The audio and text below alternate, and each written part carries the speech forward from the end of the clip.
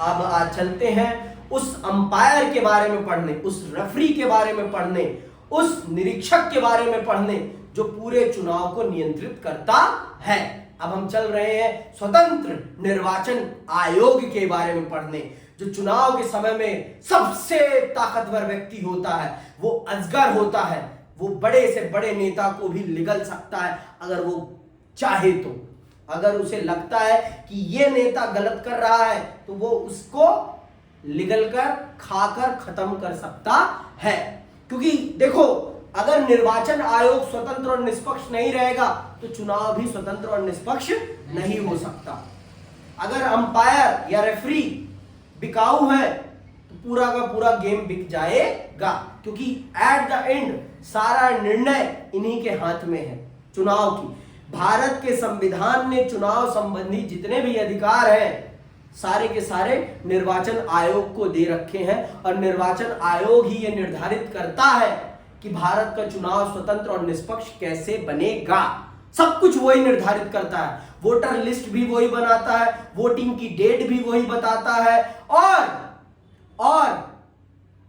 चुनाव की गणना की तिथि भी वही बताता है, सब कुछ वही बताता है। और जीतने वाले प्रत्याशी को प्रमाण पत्र भी वही देता है कि हाँ, आप इस निर्वाचन क्षेत्र के क्या बन गए हैं, सांसद या विधायक। समझ में आई बात? तो अगर हमारे निर्वाचन आयोग में किसी भी प्रकार की कमी आती है तो हमारा पूरा का पूरा इलेक्शन सिस्टम फेल हो जाएगा। समझ में आई बात? तो इसीलिए निर्वाचन क्षेत्र का, निर्वाचन आयोग का स्वतंत्र होना अधिक आवश्यक है भारत के चुनाव के स्वतंत्र और निष्पक्ष बने रहने के लिए। तो आइए जानते हैं और समझते हैं कि क्या है स्वतंत्र निर्वाचन आयोग की भूमिका भारतीय चुनाव में। तो भारतीय संविधान का अनुच्छेद 324(1) है, जो ये भारतीय चुनाव आयोग की रिस्पॉन्सिबिलिटीज के बारे में बताता है। क्या कहता है हमारा संविधान? इस संविधान के अधीन संसद और प्रत्येक राज्य के विधानमंडल के लिए कराए जाने वाले सभी निर्वाचनों के लिए तथा राष्ट्रपति और उपराष्ट्रपति के पदों के निर्वाचन के लिए निर्वाचक नामावली तैयार करने का और उन सभी निर्वाचनों के संचालन का अधिरक्षण, निर्देशन और नियंत्रण एक आयोग में निहित होगा, जिसे इस संविधान में निर्वाचन आयोग कहा गया है। तो इसके ऊपर क्या क्या जिम्मेदारी है? लोकसभा के चुनाव की, विधानसभा के चुनाव की, राष्ट्रपति के चुनाव की, उपराष्ट्रपति के चुनाव की, पूरा का पूरा नियंत्रण इसी के पास है। यही तय करेगा कि किस दिन चुनाव होगा, कैसे चुनाव होगा और उसका परिणाम कब जारी किया जाएगा। सब कुछ इसके अधीन है। समझ में आई बात? तो अनुच्छेद 324(1) ये स्पष्ट करता है कि भारतीय निर्वाचन आयोग के पास कितनी ताकत है चुनाव के संबंध में। पूर्ण ताकत इसी के पास है। समझ में आई बात? भारत के चुनाव की पूरी ताकत हमारे निर्वाचन आयोग के पास है। निर्वाचन आयोग जैसा चाहे वैसा चुनाव करा सकता है। समझ में आई बात? तो आइए बहुत ही विस्तार पूर्वक समझते हैं निर्वाचन आयोग के महत्व को और निर्वाचन आयोग की स्वतंत्रता को। भारत में चुनाव प्रक्रिया को स्वतंत्र और निष्पक्ष बनाने के लिए कई प्रयास किए गए हैं। एक स्वतंत्र निर्वाचन आयोग की स्थापना इसमें सबसे महत्वपूर्ण कदम है, जो चुनाव के संचालन और देखरेख के लिए बनाया गया है। क्या आप जानते हैं कि अनेक देशों में चुनाव कराने के लिए किसी स्वतंत्र कमीशन का अभाव है?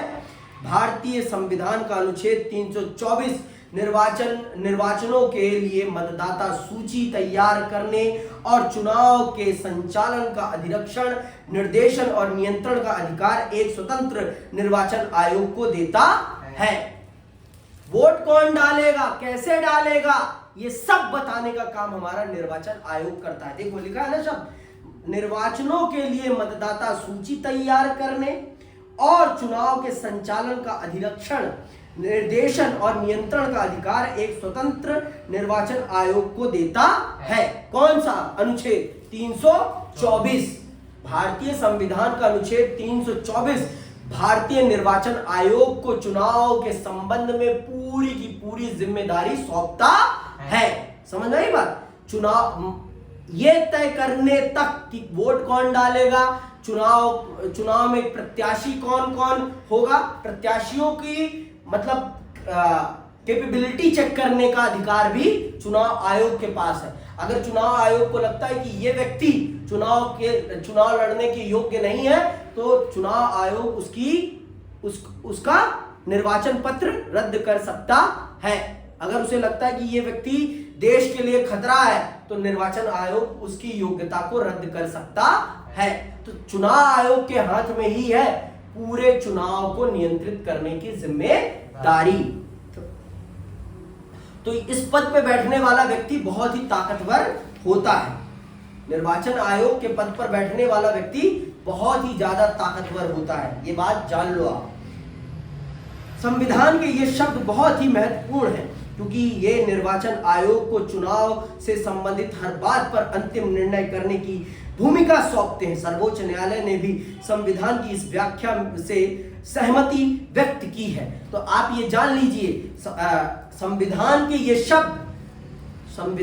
ये शब्द जो है ना, ये चुनाव आयोग को असीम शक्ति प्रदान करते हैं चुनाव के संबंध में। अंतिम फैसला चुनाव के संबंध में निर्वाचन आयोग का ही है, ये बात जान लो।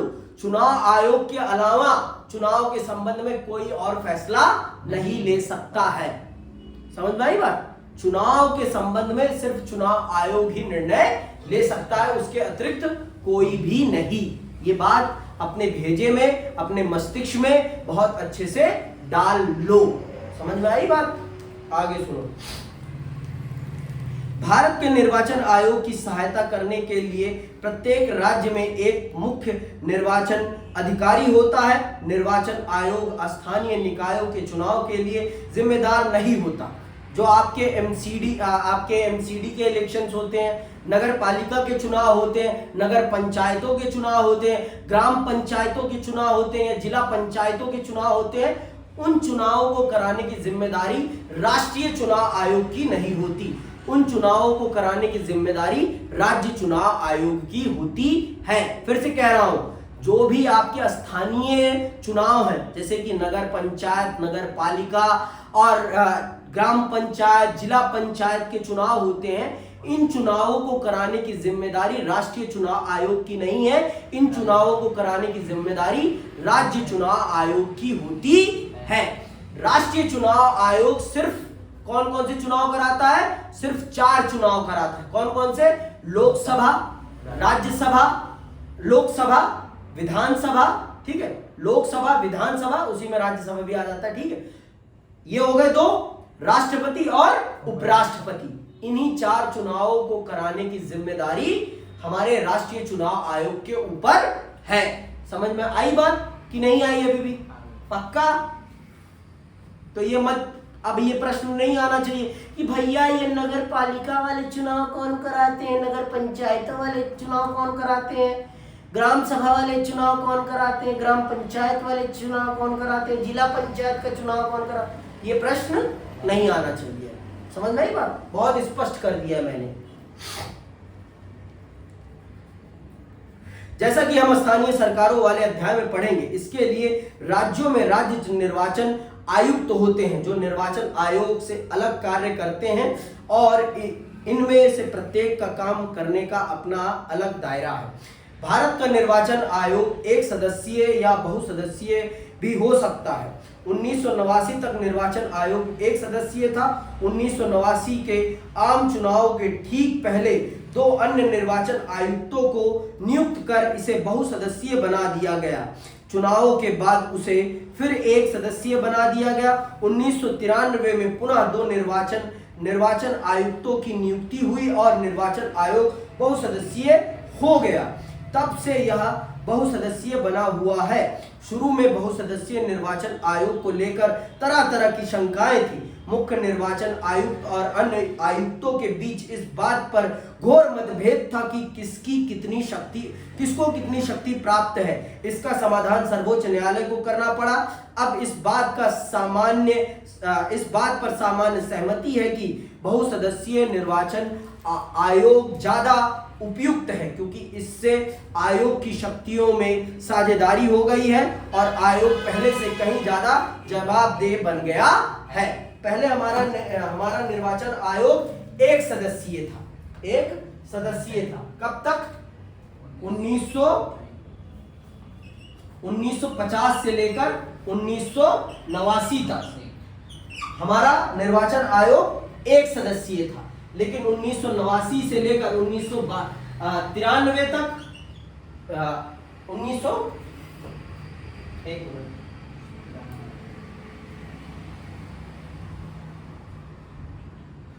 1993 तक इसे फिर से इसी बीच में थोड़े समय के लिए इसे बहुसदस्यीय बनाया गया, फिर इसे पलट दिया गया फैसला। पर 1993 के बाद हमारा निर्वाचन आयोग बहुसदस्यीय है, मतलब 3 सदस्य हैं। एक सबसे टॉप पर है और फिर 2 उसके समकक्ष हैं। 2 बराबर की ताकत वाले और एक टॉप पर है। ट्राइंगल है हमारा चुनाव आयोग, ये सबसे ताकतवर है। लेकिन फैसले के मामले में तीनों की ताकत एक बराबर है। कोई भी डिसीजन होगा ना, वैसे हायरार्की में यह पद बड़ा है, सबसे ऊपर वाला, लेकिन ताकत में तीनों एक बराबर है। अंतिम फैसला तीनों को ही मिलकर लेना है। समझ में आई बात? तो ये इसे कहते हैं बहुसदस्यीय चुनाव आयोग। तो बहुसदस्यीय चुनाव आयोग होने से भारतीय चुनाव आयोग भी एक लोकतांत्रिक रास्ते पर चलने लगा है। भाई 3 लोग हैं, हमेशा फैसला कैसे होगा? बहुमत से होगा। 2 एक पक्ष में रहेंगे, एक इधर, एक विपक्ष में रहेगा, ऐसे ही होता। या तीनों कभी एक पक्ष में आ सकते हैं, सर्वसम्मति से हो जाए फैसला, ये भी हो सकता है और वो भी हो सकता है। इस तरह से बहुसदस्यीय चुनाव आयोग के होने से लोकतंत्र का सम्मान बढ़ा है हमारे चुनाव आयोग में भी। समझ में आई बात? मुख्य निर्वाचन आयुक्त निर्वाचन आयोग की अध्यक्षता करता है, लेकिन अन्य दोनों निर्वाचन आयुक्तों की तुलना में उसे ज्यादा शक्तियां प्राप्त नहीं है। आ गई ना बात? मुख्य निर्वाचन आयुक्त निर्वाचन आयोग की अध्यक्षता तो जरूर करता है, लेकिन जो 2 और हैं उनकी ताकत भी उसी के बराबर है। कोई ज्यादा ताकत नहीं है उसके पास। ताकत के मामले में तीनों एक बराबर है, लेकिन पद के मामले में मुख्य निर्वाचन आयुक्त ऊपर है। ठीक है। एक सामूहिक संस्था के रूप में चुनाव संबंधी सभी निर्णय में मुख्य निर्वाचन आयुक्त और अन्य दोनों निर्वाचन आयुक्तों की शक्तियां समान हैं। उनकी नियुक्ति राष्ट्रपति द्वारा मंत्रिपरिषद के परामर्श पर की जाती है। ऐसे में संभव है कि सरकार के द्वारा किसी ऐसे हितैषी की नियुक्ति निर्वाचन आयोग में कर दी जाए जो चुनाव में सरकार का समर्थन करे। इस शंका के चलते अनेक लोगों ने इस प्रक्रिया को बदलने का सुझाव दिया है। उनका सुझाव है कि इसके लिए एक भिन्न प्रक्रिया का पालन किया जाना चाहिए, जिसमें मुख्य निर्वाचन आयुक्तों की नियुक्ति में विपक्ष के नेता और भारत के मुख्य न्यायाधीश से परामर्श करना जरूरी होना चाहिए। अभी तक तो था कि मुख्य न्यायाधीश भी इस परामर्श में शामिल होते थे। अब सरकार ने अपने पास 2 वोट रख लिए हैं और विपक्ष के नेता को सम्मिलित कर लिया है। मतलब एट द एंड सरकार ही ये डिसाइड करेगी, अर्थात राजनीतिक कार्यपालिका ही ये निर्धारित करेगी कि भारत का मुख्य निर्वाचन आयुक्त कौन बनेगा। नहीं, पहले एक साल पहले तक ये था कि प्रधानमंत्री जी और नेता प्रतिपक्ष और मुख्य न्यायाधीश ये निर्धारित करते थे कि भारत का मुख्य चुनाव आयुक्त कौन बनेगा। ये लोग परामर्श देते थे राष्ट्रपति साहब को और फिर राष्ट्रपति साहब उसे निर्वाचन आयुक्त बनाते थे। लेकिन अब हमारी केंद्र सरकार ने ये कानून बना दिया है कि मुख्य निर्वाचन आयुक्त की नियुक्ति में प्रधानमंत्री साहब कैबिनेट मिनिस्टर मतलब प्रधानमंत्री के ही कैबिनेट का मिनिस्टर होगा, और नेता प्रतिपक्ष। मुख्य न्यायाधीश को बाहर का रास्ता दिखा दिया गया है किसकी नियुक्ति में? मुख्य निर्वाचन आयुक्त की नियुक्ति में। अब मुख्य न्यायाधीश नहीं है, अब नेता प्रतिपक्ष, प्रधानमंत्री साहब और मंत्री परिषद का एक मंत्री, ये 3 लोग निर्धारित करते हैं अब भारत के मुख्य चुनाव आयुक्त की। तो आप भी समझते हैं और मैं भी समझता हूं बहुत अच्छे से कि फैसला किसके पक्ष में रहेगा? फैसला हमेशा सरकार के पक्ष में ही रहेगा। समझ में आई बात? संविधान मुख्य निर्वाचन आयुक्त और निर्वाचन आयुक्तों के कार्यकाल की सुरक्षा देता है। उन्हें 6 वर्ष के लिए अथवा 65 वर्ष की आयु तक के लिए नियुक्त किया जाता है। 6 वर्ष का कार्यकाल है और 65 वर्ष की आयु सीमा है। 6 वर्ष का कार्यकाल है, ठीक है। 6 वर्ष का कार्यकाल है और उम्र सीमा है 65 वर्ष। या पहले देखो, अगर आप अपनी उम्र के 59वें साल में बन जाते हो चुनाव आयुक्त, तो आप 6 वर्ष पूरा एंजॉय करोगे इस पद पर। समझ में आई बात? अगर आप अपनी उम्र के 59, जब आप 59 साल के हो तब आप निर्वाचन आयुक्त बनते हो, तब आप पूरे के पूरे 6 साल बिताओगे। अगर आप अपनी उम्र के 62 साल में बन रहे हो, 63 में बन रहे हो, तो सिर्फ आप अपनी उम्र के 65 तक ही रह पाओगे। अपनी उम्र के 65 वर्ष तक ही रह पाओगे।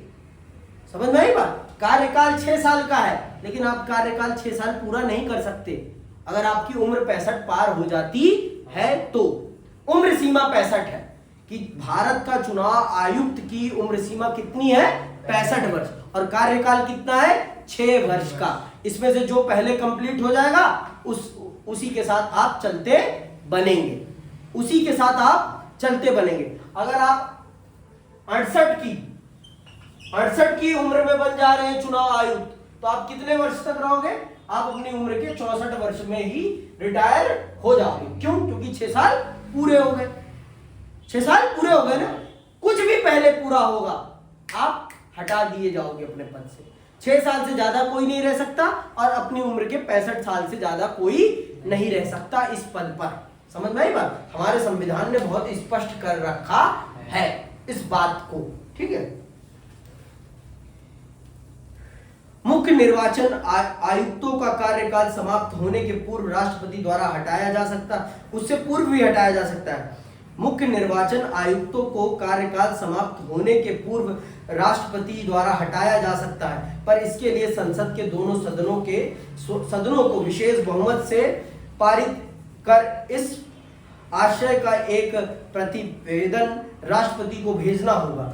ऐसा यह सुनिश्चित करने के लिए किया गया है कि कोई भी सरकार उस मुख्य निर्वाचन आयुक्त को ना हटा सके जो चुनाव में उनकी तरफदारी करने से मना करे। निर्वाचन आयुक्तों को भारत का राष्ट्रपति हटा सकता है। समझ में आई बात? भारत के राष्ट्रपति के अलावा कोई भी भारत के निर्वाचन आयुक्तों को उनके पद से नहीं हटा सकता है, ठीक है। भारत के निर्वाचन आयोग के पास काफी सारे काम हैं। क्या काम करता है हमारा निर्वाचन आयोग? जान लेते हैं।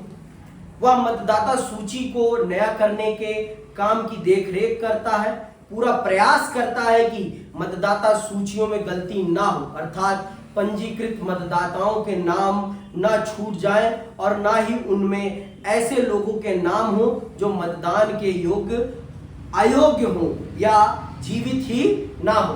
तो चुनाव आयोग का पहला काम है मतदाता सूची को अपडेट करना, नए लोगों को जोड़ना और मरे हुए लोगों को निकालना, हटाना।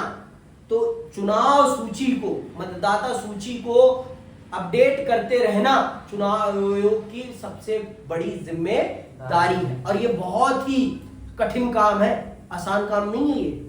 समझ में आई बात? बहुत ही कठिन काम है ये। लगता बहुत आसान है लेकिन है नहीं ये आसान। समझ में आई बात? ये आसान काम नहीं है। रोज लोग मर रहे हैं और पता नहीं कितने बच्चे रोज 18 वर्ष की उम्र को पार कर रहे हैं, पता नहीं है ना भाई। तो उसे अपडेट करते रहना बहुत ही मुश्किल काम है, और लोग रोज यहां से वहां शिफ्ट हो रहे हैं। आप सोचो कितना हेडेक का काम है ये, बहुत ही ज्यादा हेडेक का काम है। दूसरा क्या काम करता है वह चुनाव का समय और चुनाव का पूरा कार्यक्रम तय करता है। इस कार्यक्रम में निम्न बातों का उल्लेख होता है: चुनाव की अधिघोषणा, नामांकन प्रक्रिया शुरू करने की तिथि, मतदान की तिथि, मतगणना की तिथि और चुनाव परिणामों की घोषणा। ठीक। अब तीसरा काम क्या करता है? इस पूरी प्रक्रिया में निर्वाचन आयोग को स्वतंत्र और निष्पक्ष चुनाव कराने के लिए निर्णय लेने का अधिकार है। वह पूरे देश, किसी राज्य या किसी निर्वाचन क्षेत्र में चुनाव को इस आधार पर स्थगित या रद्द कर सकता है कि वहां माकूल माहौल नहीं है तथा स्वतंत्र और निष्पक्ष चुनाव कराना संभव नहीं है। निर्वाचन आयोग राजनीतिक दलों और उनके उम्मीदवारों के लिए एक आदर्श आचार संहिता लागू करता है। वह किसी भी निर्वाचन क्षेत्र में दोबारा चुनाव कराने की आज्ञा दे सकता है यदि उसे लगे कि मतगणना प्रक्रिया पूरी तरह से उचित और न्यायपूर्ण नहीं थी, तो वह वहां दोबारा मतगणना कराने की भी आज्ञा दे सकता है। जैसे कि मैंने आपको पहले ही बता दिया, चुनाव के संबंध में आखिरी निर्णय पूरा का पूरा किसका है? निर्वाचन आयोग का है। निर्वाचन आयोग ही ये निर्धारित करेगा कि चुनाव स्वतंत्र और निष्पक्ष हुआ है या नहीं हुआ है, और अगर उसे लगता है कि चुनाव स्वतंत्र और निष्पक्ष नहीं हुआ है तो वो वहां दोबारा भी चुनाव करा सकता है। समझ में आई बात? और अगर उसे लगता है कि इस राज्य में अभी चुनाव नहीं कराया जा सकता तो वो वहां चुनाव को टाल भी सकता है कि और 6 महीने बाद होंगे चुनाव। एट द एंड चुनाव से संबंधित हर डिसीजन लेने का अधिकार चुनाव आयोग के पास ही है। समझ में आई बात? आगे सुनो,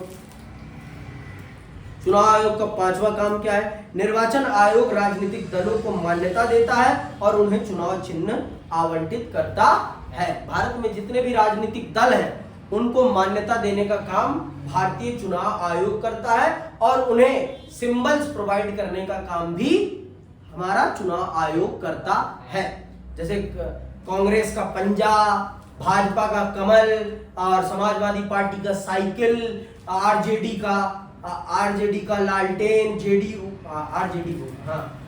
आरजेडी का लालटेन, जेडीयू का तीर धनुष और आरएलडी का हैंड पंप, आम आदमी पार्टी का झाड़ू, ये सब इन्हें किसने आवंटित किया है? चुनाव आयोग ने। इनको ये चिन्ह किसने दिया है? चुनाव आयोग ने। समझ में आई बात? निर्वाचन आयोग के पास बहुत ही सीमित कर्मचारी होते हैं। वह प्रशासनिक मशीनरी की मदद से चुनाव कराता है, लेकिन एक बार चुनाव प्रक्रिया शुरू हो जाने पर चुनाव संबंधी कार्यों के संबंध में आयोग का पूरी प्रशासनिक मशीनरी पर नियंत्रण हो जाता है। चुनाव प्रक्रिया के दौरान राज्य और केंद्र सरकार के प्रशासनिक अधिकारियों को चुनाव संबंधी कार्य दिए जाते हैं और इस संबंध में निर्वाचन आयोग का उन पर पूरा नियंत्रण होता है। निर्वाचन आयोग इन अधिकारियों का तबादला कर सकता है या उनके तबादले को रोक सकता है। अधिकारी निष्पक्ष ढंग से काम करने में विफल रहे तो आयोग उनके विरुद्ध कार्रवाई भी कर सकता है। देखो, चुनाव आयोग के पास अपने कोई कर्मचारी नहीं होते ज्यादा, पर चुनाव के दौरान पूरा भारत का नौकरशाही तंत्र चुनाव आयोग के अधीन हो जाता है। पूरा का पूरा नौकर तंत्र, नौकरशाही चुनाव आयोग के अधीन हो जाती है और वो ही पूरे चुनाव को नियंत्रित करता है। और अगर उसे लगता है कि कोई सरकारी अधिकारी किसी खास व्यक्ति को फायदा पहुंचाने के लिए कुछ कर रहा है तो चुनाव आयोग उसकी नौकरी भी खा सकता है। ये जान लो, इतनी ताकत होती है चुनाव के समय चुनाव आयोग के पास। किसी भी सरकारी अधिकारी की वो नौकरी खा सकता है, इतनी ज्यादा ताकत होती है। किसके पास? चुनाव आयोग के पास। चुनाव के दौरान उस समय चुनाव आयोग से बड़ा कोई नहीं होता। चुनाव के दौरान चुनाव आयोग से बड़ा कोई नहीं होता, प्रधानमंत्री तक नहीं होते। समझ आई बात? उस समय सबसे बड़ा अधिकारी, सबसे ताकतवर व्यक्ति अगर कोई होता है चुनाव के दौरान तो चुनाव आयुक्त तो होता है। ये 3 लोग होते हैं। इन्हीं 3 लोगों के पास चुनाव के समय पूरे देश की ताकत होती है, और जब राज्य में होती है तो पूरे राज्य की ताकत होती है इनके पास। जिसको चाहे जब चाहे बदल सकते हैं, और उसे लगता है कि ये अधिकारी बहुत ही निष्पक्ष और स्वतंत्र है तो उसकी तबादली को रोक भी सकते हैं। समझ में आई बात? इतनी ताकत होती है चुनाव के दौरान चुनाव आयोग के पास। विगत वर्षों में निर्वाचन आयोग एक स्वतंत्र सत्ता के रूप में उभरा है, जिसने चुनाव प्रक्रिया की निष्पक्षता सुनिश्चित करने के लिए अपनी शक्तियों का प्रयोग किया है।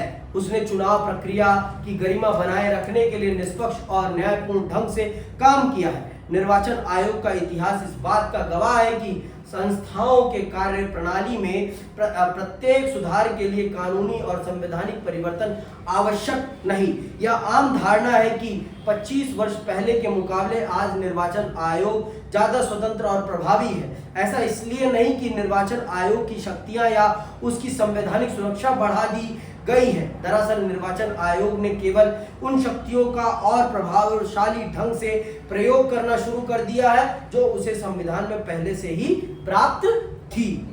1991 से 1952 से लोकसभा के 17 चुनाव हो चुके हैं। 17 क्या 18 हो चुके हैं। अब तो 18वीं लोकसभा चल रही है अब की बार। भारत की 18वीं लोकसभा चल रही है अब की बार। 18 लोकसभा चुनाव हो चुके हैं। निर्वाचन आयोग के द्वारा विधान सभाओं के अनेक चुनाव और उपचुनाव कराए गए।